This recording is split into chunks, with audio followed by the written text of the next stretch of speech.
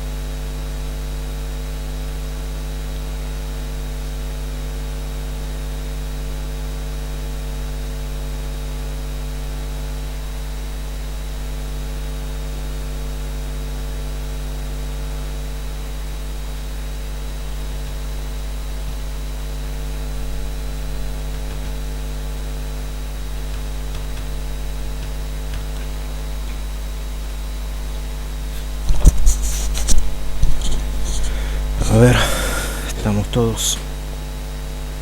Estoy teniendo un poco de inconvenientes con el dispositivo, con la máquina, por eso me estoy demorando un poco.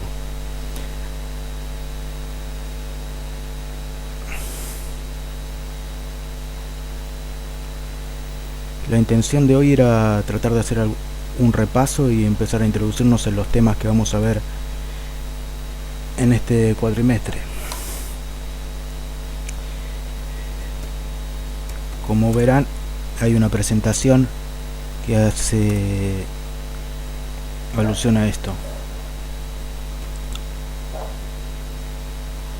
¿La pueden observar todos?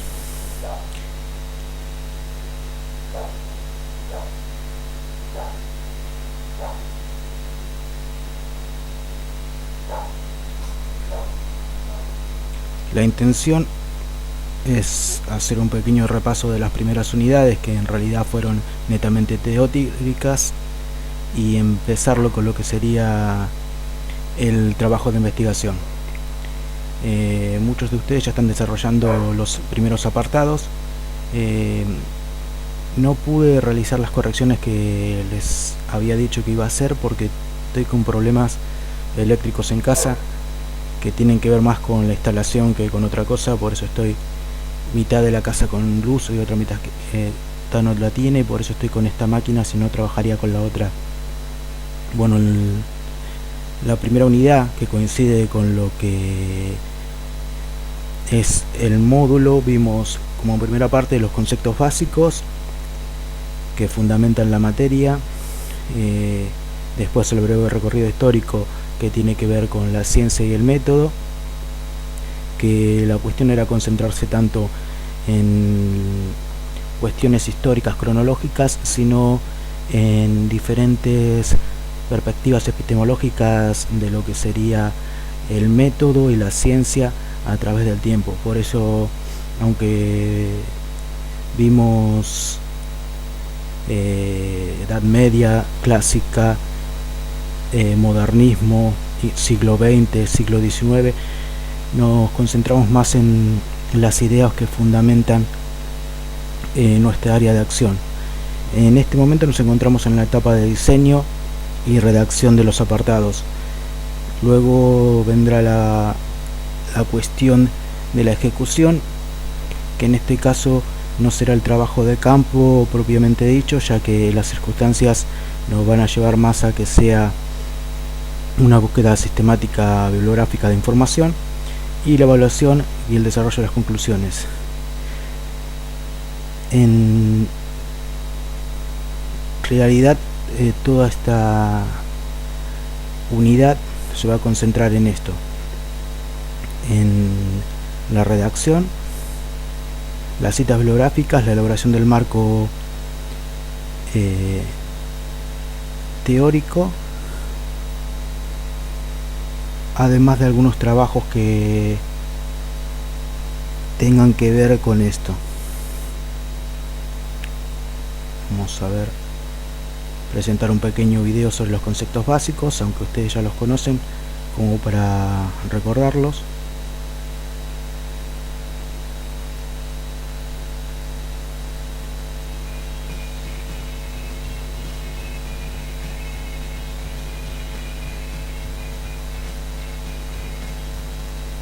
Estos son algunos de los conceptos básicos en el trabajo de investigación. Su desconocimiento puede entorpecer el desarrollo de esta actividad tan fundamental para la vida cotidiana. Hagamos de un lado las dudas y comencemos por entender ¿qué es la investigación? Toda investigación comienza con una duda. La duda conlleva a la curiosidad. Y quien es curioso pregunta, se informa y adquiere nuevos conocimientos. Entonces, podríamos decir que la investigación es un proceso mediante el cual obtenemos información para dar respuesta a una duda o curiosidad. Sencillo. Sin embargo, seguramente ahora te preguntarás, ¿y qué es un proceso? Un proceso son las fases sucesivas de un fenómeno en el cual los elementos que lo conforman interactúan y se complementan entre sí. Un proceso de la vida cotidiana es la lluvia. Si no existiera el sol que calienta el agua de los ríos y mares, tampoco se formarían las nubes que arrojan el agua que nuevamente regresa a la tierra en forma de gota. Si te das cuenta, los elementos de este proceso, agua, sol, nubes, ríos y mares, interactúan y se complementan entre sí para dar lugar a la lluvia. Ahora, cuando veas la lluvia caer, sabrás que está siendo partícipe. Estoy pasando un video, cerré el micrófono. Queda claro que la investigación es un proceso, pero ¿cuáles son los elementos de la investigación que interactúan y se complementan entre sí? Los elementos del proceso de investigación son la técnica, el método y la teoría. Comencemos por definir qué es una técnica. Una técnica es el conjunto de instrumentos y medios a través de los cuales se recorre el camino de la investigación. Un ejemplo cotidiano en el uso de la técnica lo observamos al preparar una ensalada. Para hacerla, requerimos de diversos instrumentos tales como una cuchara, un plato, vegetales y algún aderezo. Asimismo, requerimos de un medio limpio y sano para su preparación. En el caso de la investigación, también hay herramientas que nos permiten llevar a cabo nuestro trabajo, tales como la vista para identificar problemas, el diseño de una muestra para delimitar nuestro problema de estudio y algún instrumento de recolección de información como el cuestionario. Ahora Ahora bien, ¿cómo podríamos definir el método? El método es el camino más adecuado para lograr un fin. En investigación, este fin es el conocimiento. Un ejemplo rutinario para entender el método son los pasos a seguir para lavar nuestra ropa. Primero, damos un vistazo al cesto de la ropa sucia. Si el cesto está medio lleno, echamos la ropa a la lavadora junto con el agua y el jabón. Esperamos algunos segundos mientras la ropa se enjuaga y luego la llevamos a orear. En la investigación, este camino a seguir se conoce con el nombre de método científico. El método científico contiene los siguientes pasos: la observación, la elección del tema o problema de estudio, la búsqueda de información, el planteamiento del problema, la formulación de hipótesis, el objetivo de investigación, la presentación del esquema preliminar de trabajo y el cronograma de actividades. La realización de cada uno de estos pasos nos permite llegar al conocimiento teórico. ¿Qué es la teoría? La teoría es el conjunto de conceptos o categorías para explicar objetivamente la realidad y solucionar problemas específicos. Un ejemplo sobre este concepto es la teoría helocéntrica de Nicolás Copérnico, quien estableció uno de los primeros cimientos de la astronomía moderna, al afirmar que el Sol es el centro del universo. Con esta explicación, echó un lado respuesta por Ptolomeo, quien decía que el Sol y los planetas giraban alrededor de la Tierra. Con la teoría copernicana pudo comprenderse la influencia del Sol, las estrellas y otros planetas sobre la Tierra. Finalmente, hay que subrayar que la investigación científica no es valiosa en sí misma. Es decir, todo científico tiene que tener presente que su trabajo no solo debe actuar en beneficio propio, sino de los demás, incluyendo al medio ambiente, a través de la honestidad y el respeto. En este horizonte de ética, ningún hallazgo científico es valioso, ni humanística, ni cultural, ni ambientalmente.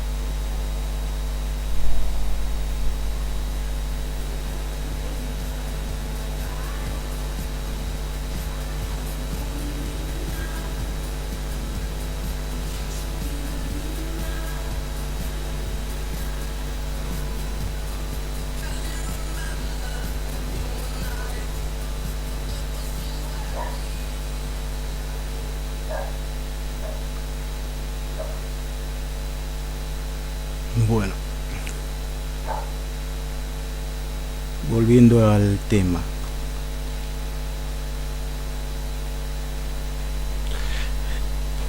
Presentamos en la primera unidad que era la metodología de la investigación y lo definimos como un proceso metodológico o un conjunto de procedimientos que posibilitan la confrontación entre un material teórico conceptual y un material empírico. Estos procedimientos posibilitan la construcción del dato científico, según esta definición. Este procedimiento que llevamos a cabo tiene que ser sistemático, ordenado, coordinado y planificado. Hasta este punto no difiere de cualquier otro proceso o cualquier otro proyecto que vayan a elaborar en la carrera, con la diferencia, para no confundir metodología de investigación con diseño de proyectos que van a tener luego, o con gestión o administración donde van a tener que realizar proyectos, que en este caso, por más que establecemos una investigación sobre una problemática o una necesidad real, solo vamos a plantear posibles soluciones, no vamos a llegar a concretarlas. Es distinto a un proyecto estratégico o a otro tipo de proyecto de carácter organizativo o de gestión o administración de recursos. Teniendo en cuenta esto, tenemos que la investigación científica es una práctica social anclada en un determinado contexto sociohistórico. Aquí entra en juego que cada una de las líneas de acción que determinemos para la investigación tienen que estar enmarcadas en un contexto sociohistórico. No deben estar ajenas a una realidad. Por eso yo les pido que, más allá de que vamos a realizar la investigación dentro de un contexto de investigación sistemática bibliográfica, tenemos que situarlo en un contexto real, investigar sobre un núcleo o universo de población que tenga características reales. Cuando hablamos del contexto, lo tenemos que determinar como un contexto que puede producir factores que son facilitadores o inhibidores del proceso investigativo. Es decir, que van a haber muchas circunstancias que van a producir obstáculos en la investigación, que vamos a tener que aprender a sobrepasar. En este caso, el libro de Sylvek habla de varios obstáculos que tienen que ver con la presencia de políticas erráticas, que en realidad, más allá de los parámetros que determina la evaluación, la carencia de apoyo, la escasa permanencia, los criterios de calificación y las dificultades, que dejan claro lo que sacamos en limpio nosotros, es que la falta de claridad en la investigación,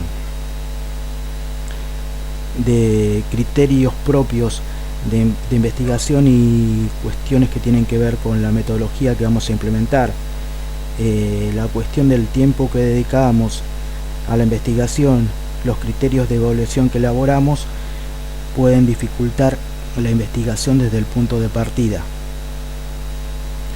En este caso, la investigación, si lo vemos desde el carácter social que va a tener el tipo de investigación que vamos a realizar, tenemos que pensarlo en dos contextos: el de descubrimiento, de donde vamos a tener que plantear el problema, necesidad que va a motivar el planteo de la problemática a investigar o tema, y el contexto de verificación, que va a ser el contexto en el cual vamos a verificar si los datos obtenidos e implementados en la problemática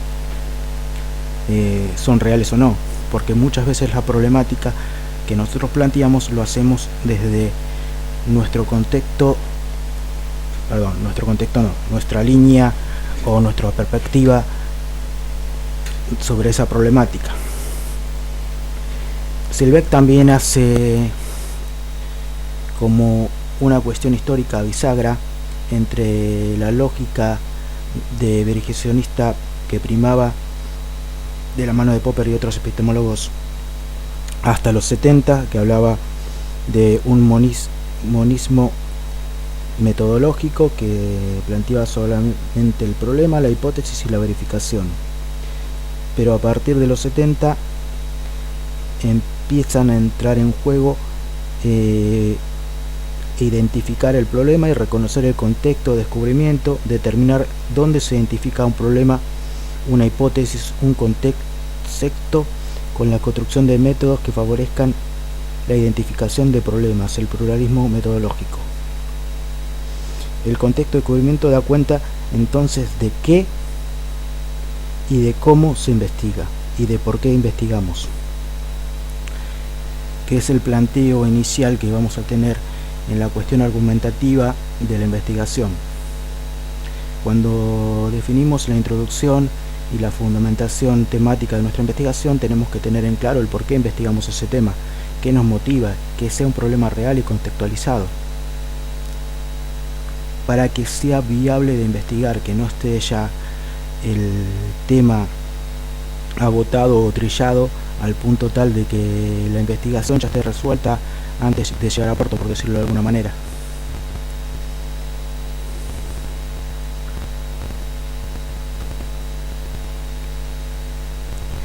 En la cuestión de las dimensiones metodológicas,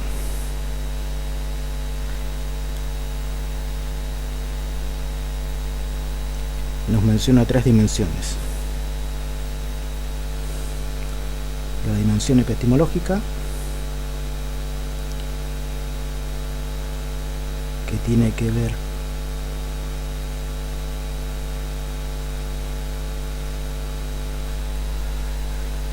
con las decisiones que el investigador toma sobre los conceptos, las categorías que elabora, las cuestiones finalidades y con las cuales va a construir el objeto de investigación, la dimensión de estrategia general de la investigación concerniente a las decisiones del investigador debe tomar sobre las líneas generales previstas para el andamiaje del trabajo de investigación, y la dimensión técnica de obtención y análisis de información empírica correspondiente al conjunto de decisiones que tomamos como investigadores en relación a la elección y aplicación de técnicas de recolección y análisis de la información empírica, que es el próximo punto de análisis que vamos a tener que tomar en la búsqueda sistemática de información.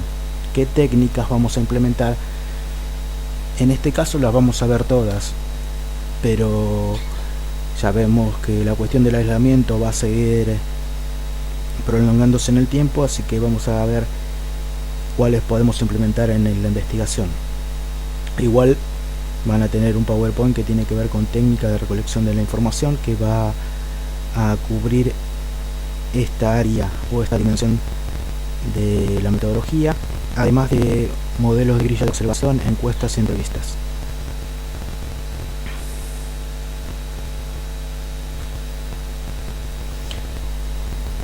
Bueno,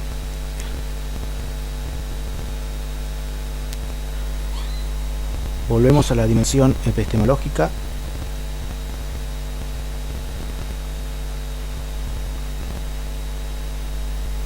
En este caso, las decisiones sobre el objeto o las preguntas y el problema de investigación,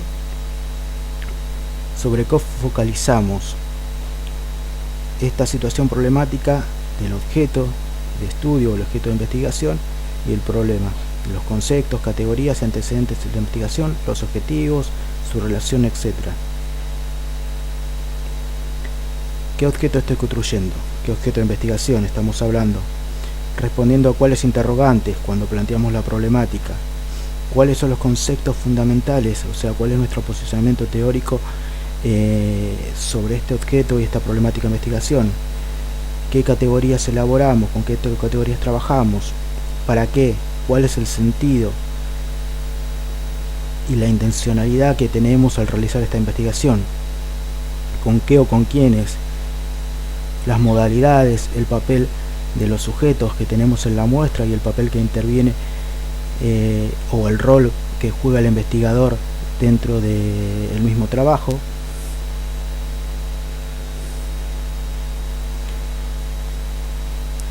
Y los momentos son la formulación del tema, problema, la descripción de la situación problemática,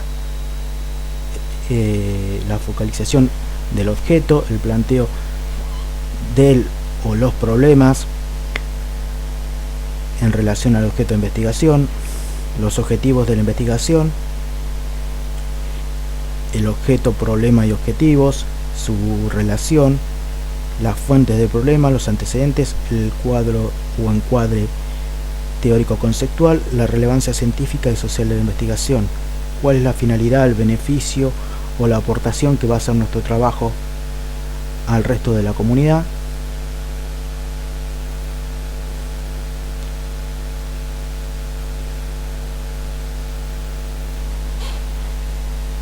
la dimensión estratégica general. En este caso tiene que ver sobre las decisiones de los siguientes pares lógicos: lógica inductiva analítica, lógica hipotético-deductiva, contexto de descubrimiento o de generación, contexto de verificación, comprensión, explicación, subjetividad y objetividad, verdades específicas y verdades universales.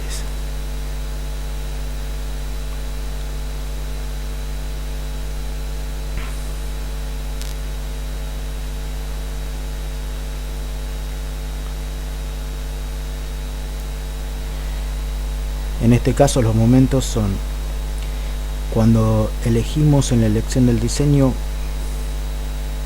qué lineamientos o qué enfoques vamos a seguir. En este caso cuantitativo puro, cualitativo, combinación cuantitativo-cualitativo, combinación cualitativo-cuantitativo, participativo, el universo y las unidades de análisis, individuos, barrios, organizaciones, grupos, secciones de casos, muestreo estadístico, muestreo intencional, muestreo teórico, y la decisión de un proceso lineal o espiral del rol del investigador.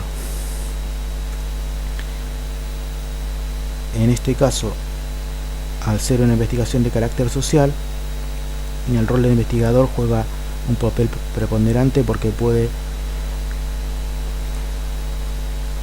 alterar la realidad sobre la cual investigamos. Dimensión de las técnicas de obtención y análisis de información. En este caso tiene que ver con esta elección o aplicación de técnicas de análisis y obtención de información empírica que debe estar relacionadas con las anteriores dimensiones. Estos instrumentos con los cuales construimos de manera observable esta relación entre los datos que vamos a investigar y su fundamento de análisis, que tiene que ver con los enunciados del objeto, el problema y el marco teórico a implementar.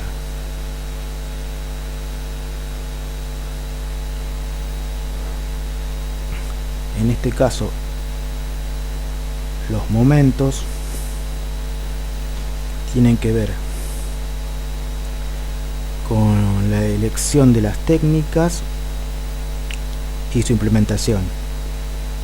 Consideramos un trabajo de terreno de previsión de procedimientos, la historia natural de la investigación, el procedimiento de triangulación y las instancias colectivas de retroalimentación.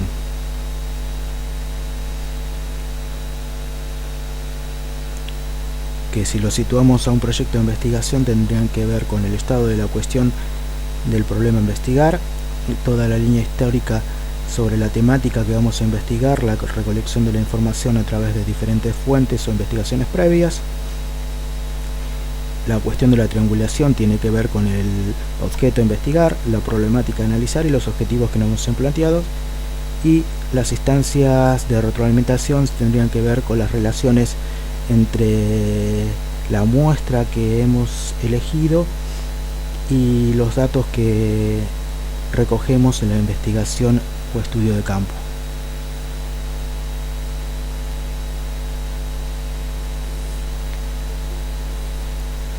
Como vemos, el punto de partida de toda investigación es el problema o tema a investigar.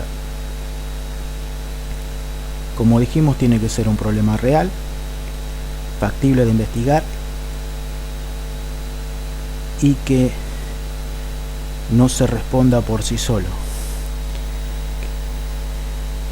para lo cual, según la doctora Teresa Sitbent, tenemos una situación problemática que se convierte en un problema de investigación a través de las fuentes, experiencia cotidiana, antecedentes, exploración de terreno, lo que deviene en qué se va a investigar, ese proceso de focalización entre el trabajo teórico y empírico, que se focaliza en esta dualidad objeto-problema, que tiene que ver el objeto con un hecho social, donde se focaliza el lente de lo que queremos investigar, las preguntas que interpelan al objeto, esos interrogantes, esas dudas que surgen, que nos llevan a querer investigar sobre el tema. Y para ser investigable tenemos que buscar en el objeto respuestas que inquietan, que nos motivan.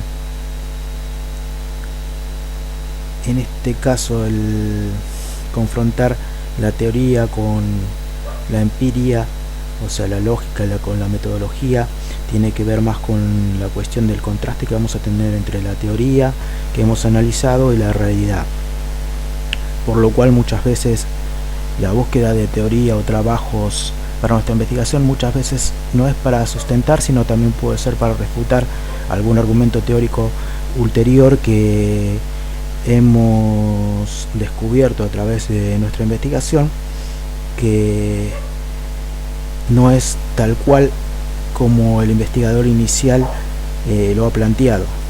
La cuestión de refutar la investigación es una cuestión delicada en la cuestión de fundamentar el por qué refutamos una teoría aceptada, con qué argumentos, con qué base teórica. Esta problemática está íntimamente relacionada con lo que va a ser la hipótesis. La hipótesis tendría que ser una posible respuesta o solución a esta problemática.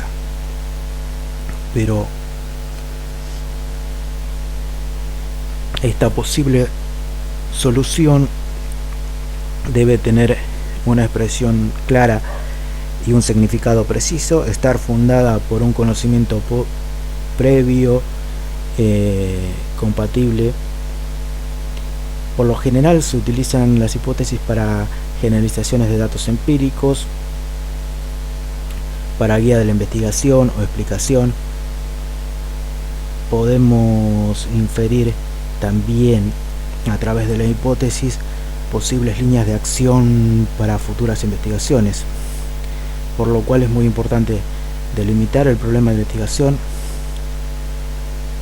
tener en claro qué preguntas se espera contestar con el trabajo antes de poder empezar a redactar el plan de trabajo en sí. Vemos que los procesos de generación de hipótesis que marca el cuadro, en este caso de Abecassis, habla de la analogía, indiferencia por captación intuitiva de parecidos a otras circunstancias, inducción, generalizar hechos particulares, intuición, natural y obvio al investigador, deducción, inferencia lógica y construcción, elaboración mental con herramientas conceptuales. Son diferentes procesos que llevamos a cabo en la elaboración de la hipótesis. La construcción objetiva de una hipótesis por lo general lleva un trabajo previo, que en realidad, por más que ordenemos la investigación a través de la problemática, por lo general la generalización de hipótesis, muchas veces pasa que las hipótesis, cuando las clasificamos, pueden llegar a ser lo que en la clasificación se llama una hipótesis nula, porque como nuestra observación es parcial de la realidad que estudiamos, muchas veces las hipótesis que planteamos en el análisis de una investigación suelen ser hipótesis nulas, porque no conocemos la realidad total, sino solo nuestra perspectiva de esa realidad. Estas explicaciones tentativas de la relación entre dos o más variables, que en realidad, por más que existan diferentes tipos de variables, nosotros nos vamos a centrar en dos variables que deben aparecer en la hipótesis, que tiene que ser bivariable o multivariable, que son las hipótesis dependientes e independientes. Como verán, según la formulación o el alcance del estudio, si tenemos una investigación exploratoria, por lo general no se formulan hipótesis, por más que se dejen ver dentro de la introducción o dentro del planteo de la fundamentación. En el descriptivo, cuando se pronostica un hecho o un dato. En el correlacional, cuando se formulan hipótesis correlacionales a algunos de los hechos. Y el explicativo, se formulan hipótesis causales que nos dejan la pauta, es la causa por tal o cual motivo. En este caso Sampieri desarrolla en este cuadro todo lo que sería el capítulo que habla de hipótesis, que es lo que ustedes van a elaborar en uno de los primeros apartados.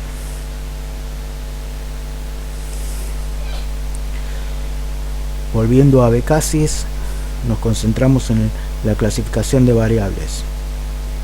Cuando elaboramos la hipótesis, tenemos que tener en claro que la hipótesis es una respuesta posible sobre esta problemática, pero que deben estar presentes las variables, que pueden ser hechos, acontecimientos, datos, personas o objetos que estén presentes dentro de la redacción de esta hipótesis, que según el tipo de observación puede ser cuantitativa, que tiene un valor numérico medible, que puede ser discreta, de valores discontinuos, o continua, con un valor de intervalos, según su esencia, extensiva, cuasi extensiva, intensiva, y según su función, que es lo que nos centraremos nosotros.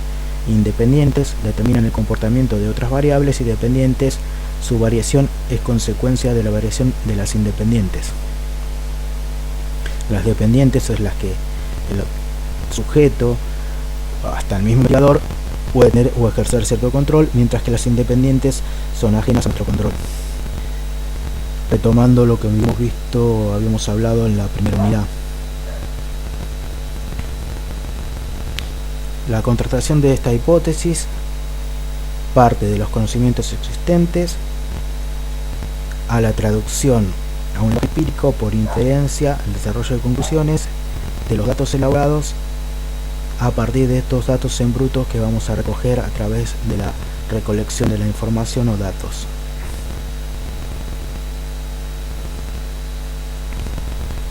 Vamos a hablar de la muestra, que hasta ahora no hemos hablado en ninguna de las unidades, más allá de que hablamos de que la muestra tendría que ser un 10% representativo del universo o de la población que vamos a estudiar. Como característica debe ser representativa del universo del que procede, la información debe ser confiable y válida, permitir la concreción de pruebas estadísticas, confiabilidad e interpretación de resultados. Como habíamos dejado en claro, el tipo de investigación que vamos a realizar va a tener más carácter cuantitativo que cualitativo por dos motivos. Una, por los tiempos que tenemos para la investigación, y por el tipo de trabajo. Vamos a realizar un TFI, un trabajo investigacional, con un formato de monografía de investigación. La información, como repetimos, debe ser confiable y viable. Esto tiene que ver con los elementos o los instrumentos que implementemos para la recolección de información. Este grupo representativo, que se puede encuadrar en el último bloque, nos habla de un investigador presente dentro de esta población. En este caso se relaciona a las investigaciones en las ciencias sociales. A diferencia de las ciencias naturales o el resto de las ciencias exactas, el investigador, por más que no quiera, altera la situación, el contexto que investiga. Una situación natural, al estar